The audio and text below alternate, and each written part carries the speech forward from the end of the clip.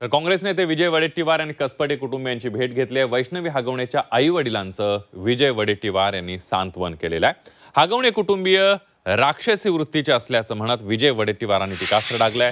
आरोपींना भर चौकात फाशी द्याची मागणी ही विजय वडेट्टीवारांनी केली आहे।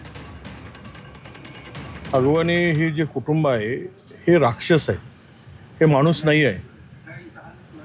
म्हणजे मानवतेला काळीमा फासणारं कृत्य या नालायक कुटुंबाने केलेलं आहे। ज्या पद्धतीचं तिला मारहाण झाली, आणि मला असं वाटतं की 9 महिन्याचं बाळ असताना कुणी सुसाईड करू शकत नाही। तिला मारून तिचा जीव घेतलेला आहे आणि पोलिसांचा तपाससुद्धा त्या दिशेनं झालेला पाहिजे।